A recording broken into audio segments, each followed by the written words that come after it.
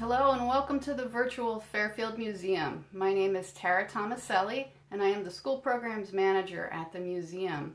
And that means that I work with a great team of people to bring programs to young people and the public as well.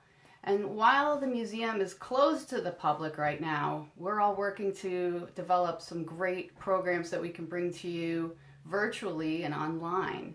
And this week's program is one of those. It's our weekly story time, and I'm going to read one of my favorite books to you and then offer you some ideas for making some crafts that are related to this. So I'm coming to you live from a corner in my studio at home, and I'm about to read to you The Very Hungry Caterpillar by Eric Carle.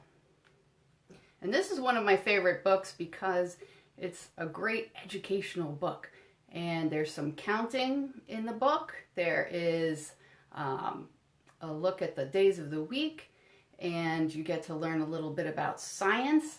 And one of the things that's the most favorite about this book for me is the illustrations. I love the illustrations that are all throughout the book. So let's look closely and read The Very Hungry Caterpillar.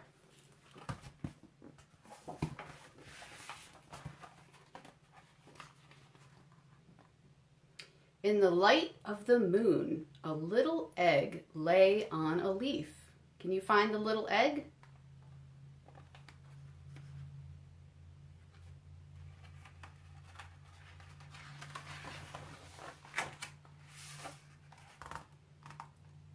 One Sunday morning, the warm sun came up, and pop!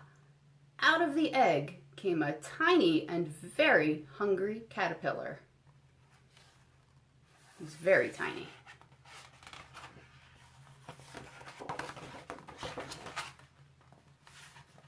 He started to look for some food. On Monday, he ate through one apple, but he was still hungry. On Tuesday, he ate through 2 pears, but he was still hungry. On Wednesday, he ate through 3 plums, but he was still hungry.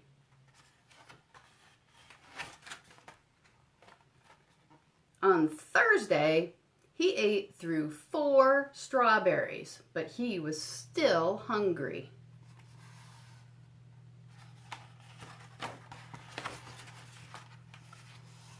On Friday, he ate through 5 oranges, but he was still hungry.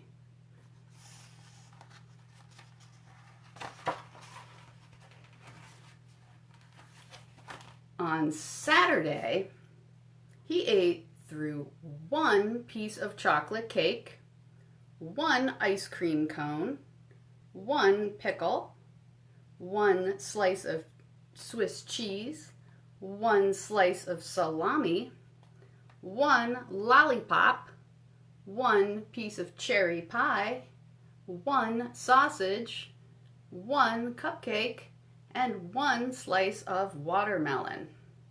That night, he had a stomach ache. I would too if I ate all of that.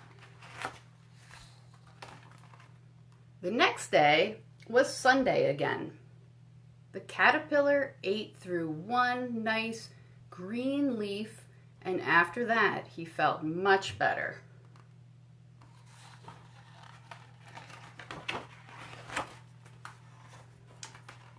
Now he wasn't hungry anymore, and he wasn't a little caterpillar anymore. He was a big, fat caterpillar.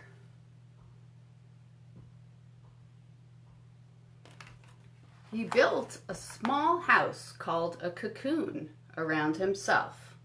He stayed inside for more than 2 weeks. Then he nibbled a hole in the cocoon, pushed his way out, and what do we think's gonna happen?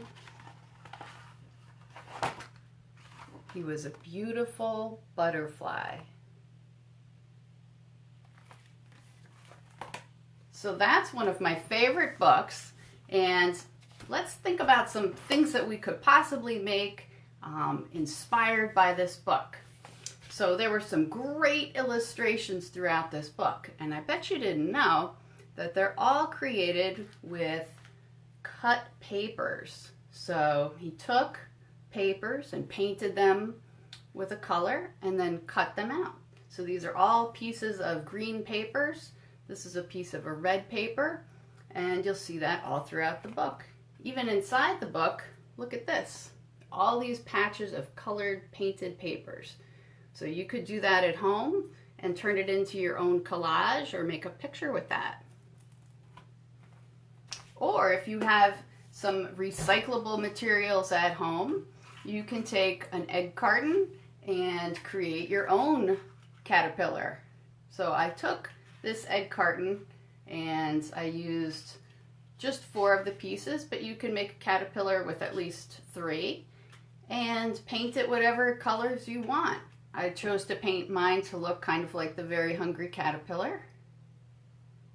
And I painted and cut out some eyes that I then glued to the head. And for the antenna, I put a pipe cleaner through the head. And to do that, I had to poke 2 holes on the head and then push the pipe cleaner through. If you look closely, you'll see the pipe cleaner goes through the back. And if you wanted to create patterns and all kinds of designs on the caterpillar, that would be even more fun. Now, with all of that egg carton, you still might have some left. So what we could also do is create some flowers. So here I have one little section of an egg carton that I've painted, and after I painted it, I've got a hole poked through, and I push the pipe cleaner through and fold the little pipe cleaner edge down so that it'll stay. And now I have a flower. And you can do this with a whole bunch and make a lot of flowers and turn it into a little bouquet of flowers. So here I have 6 flowers that I've created, and I wrapped some tissue paper around it with a bow and made a pretty bouquet.